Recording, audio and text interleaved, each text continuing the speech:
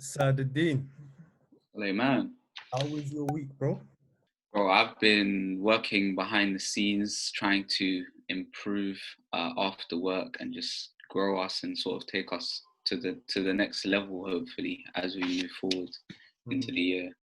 We've noticed that there's a lot of potential with what we're doing. We've recently hit over 1,000 downloads and nearly 500 followers on Instagram.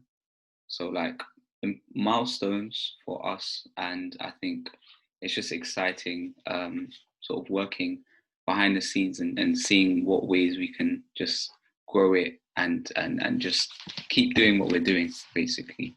Mhm. Do you want to give the listeners some extra details about what we have in store? I won't say too much, but we definitely have thought about ways that we can make ourselves a bit more accessible, Mhm. improving like the technical aspects of what we're doing, and hopefully just do what we're doing and in a more thoughtful way as well. So those kind of things have been our aims, and hopefully I'm excited to sort of share that with everyone in the near future. Yeah, 100%. What about you, man? How's your week? My week was good. I would say the most exciting thing that I got up to this week is I linked up with some of the members from Team Upside's committee, and we all got together in Havelock Estate in Southall, and we took some photographs. We took some video footage because we're currently in the process of creating a short documentary on all of the stuff that Team Upside has achieved over the last year. So our 1 year birthday, our 1 year anniversary is next month, August the 18th. Soon come. And yeah, we're really excited to drop that video, man. Hassan Raja, our marketing director, has done an amazing job with the video editing.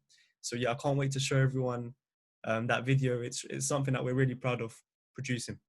Hassan is definitely a very talented guy, man. You got some star-studded committee. Yeah, man, we're lucky to have everyone on our committee for sure, for sure. So we had a conversation with Sofyan. Any thoughts about the convo before we Yeah. start? So I listened to the convo recently to prepare for this reflection session episode, and the first reaction I had was just like laughter, man. I was just very happy to watch that entire video. It was like Sufyan's the type of guy that's on the one hand so funny and so charismatic, but on the other hand, that's so intelligent and wise. Like he Yeah. just has like a really amazing combination of both characters, and it was a pleasure to take part in that conversation. And yeah, Yeah. there was a lot to take away from it. What do you think? Sofyan was just someone so easy to talk to.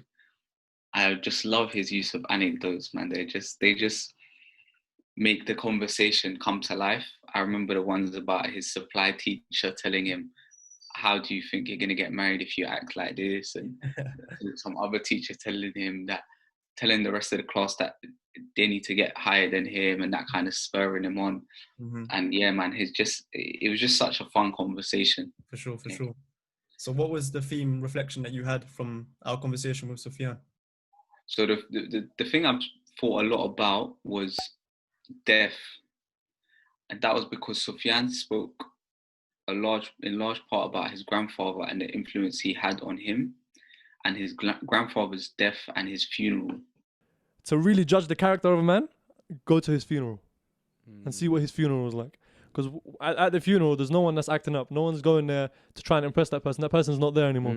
So at his funeral, like literally thousands of people turn up, bro. Like To your granddad's funeral? yeah, like that, because he knew so many people and he was so loved within the community, and it was genuine love. Like it wasn't fake love. It was genuine because of the honest and pure man that he was. You have thousands of people turning up to his funeral, and obviously you're sad that he's passing, but you're happy that he's lived the type of life that he's lived. Do you know what I mean? And I'm pretty sure he was content. I'm confident he was content with the life that he lived before he passed away. So obviously that makes me happy. Obviously I'm sad that he's gone, but knowing the life that he lived, yeah, I'm proud of the life that he lived. And I can honestly say, if I can be half the man that he was, I'll be content as well. Death is something that we as a society tend to avoid talking about. I think about the dinner table test, and if someone was to bring up the topic of death while you were having dinner, you probably told them, "Can you change the topic?" or "You're making me depressed," or something like that. And it reminded me of something my friend said at the height of the COVID pandemic when everyone was isolating.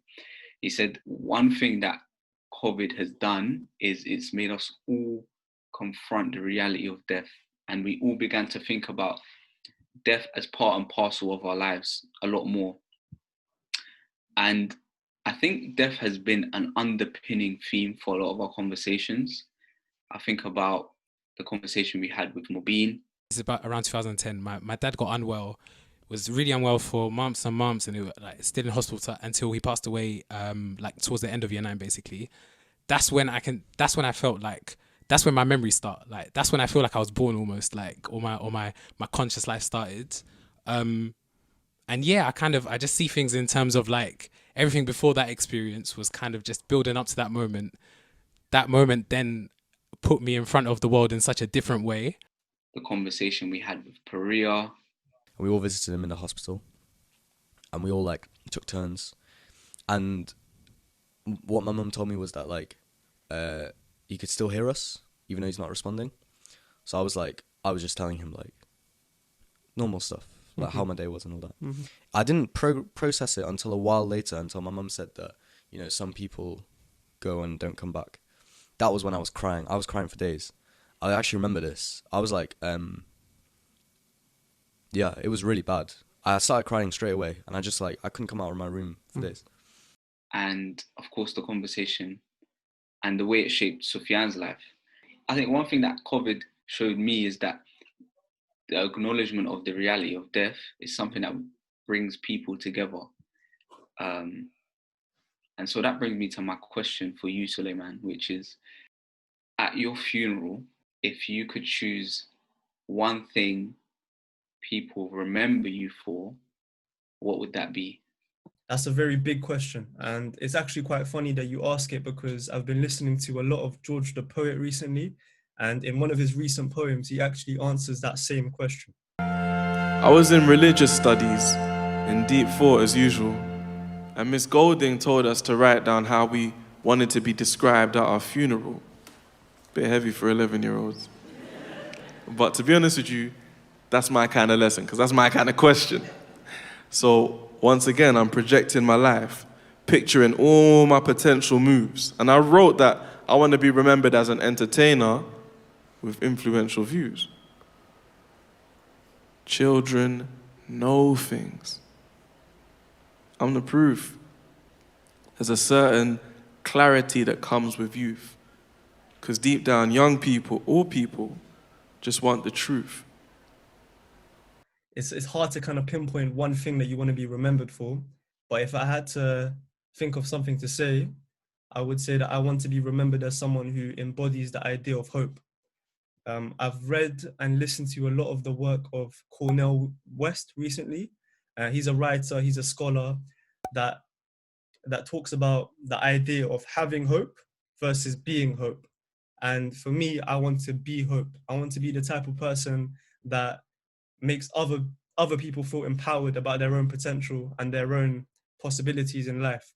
He is hope, and he offers his big heart to others so that they can be hope, not just have an abstract virtue. Well, I need some hope today. No. Are you a hope? Is your way of life one in which it does leave some kind of impact? In Vacation Bible School in Shiloh Baptist Church, we used to say, if the kingdom of God is within you, then everywhere you go, you ought to leave a little heaven behind.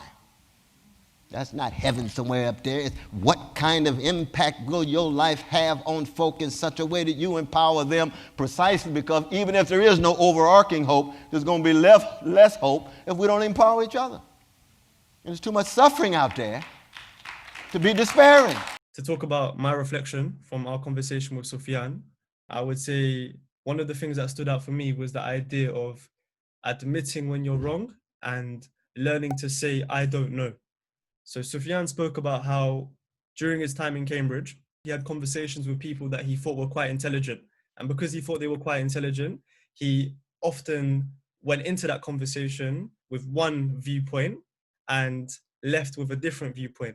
And he wasn't used to that experience, right? I think as well, it's dealing with people who are extremely intelligent. And you're like, okay, this guy is obviously a very intelligent guy. If he has a different viewpoint to me, that doesn't necessarily mean he's wrong. I just have to take a step back and appreciate where he's coming from. Because and another thing as well is, I've learned how to say, all right, cool, I'm wrong.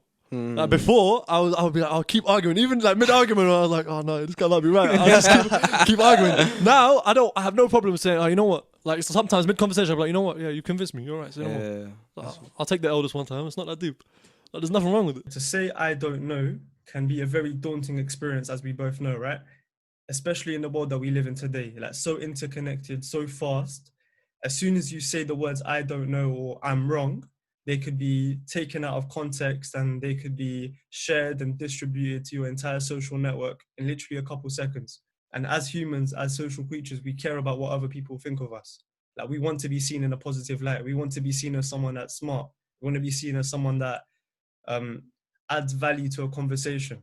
And this pressure to look good can often lead to us having opinions and making statements that we don't actually believe in. So to avoid this trap of expressing an opinion that you don't actually believe in, I think we should listen to a man like Uncle Wakala when he says that the 3 most undervalued words in the English dictionary is I don't know. If you don't know something about something, you don't know something. I don't know enough about geography to have an opinion on water systems. But that is anti-zeitgeist as well, because when I was preparing to talk to you, I wondered, it's weird, I want more people to say I don't know. I think that would actually It's the 3 most undervalued words in the English language. So yeah, Saadadeen, as someone that studied the classics, as someone that is a part-time theologian, I'm sure you're aware of the words of Aristotle when he says, the more you know, the more you realize you don't know. And I feel like that sentiment is something that we should all carry with us. In terms of how this reflection will hopefully impact the way I kind of navigate life, I hope to say I don't know more often, because there is a million things I have zero knowledge about. But when you or when any of my friends asks me for my opinion or asks me for my advice, usually I have something to say. Usually I'll try to string something together when really I should say, bro, I know nothing about that topic. Let me get back to you in a week and then we can have a proper conversation. So that's how I want to start moving. And that's how I want to learn from this experience with Sofyan's episode. So yeah, moving forward, bro. Actually, no, before I ask you your question, I want to give a quick shout out, and I want to shout out Renee Kapuku. She's a educator, she's a writer, and she wrote an amazing article called 3 Hard Things You Need to Do to Accelerate Your Personal Growth. I'm gonna put it up here on the video so people can check it out. So yeah, man, shout out Renee. It was an amazing article, and she has a really good weekly email as well that people should check out. But yeah, moving on. The question I have for you, bro, is, do you think saying I don't know can be a barrier to growth at times? Like, is it sometimes better to fake it till you make it so that you can have an opinion, so that you can take part in the conversation?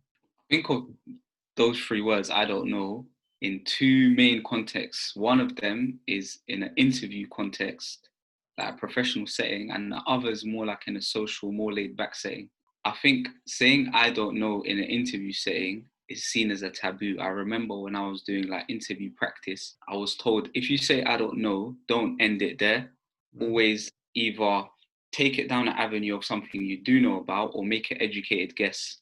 And I think that kind of bleeds into the way we think about saying I don't know in other parts of our lives. We never want to just stop at I don't know. We always kind of want to offer something more, because it's a reflection of how clever we are. And I think we're very obsessed with like coming across as clever. In the social setting, I think saying I don't know is kind of like an opportunity, because you don't necessarily have to say I don't know and just kind of stop it there.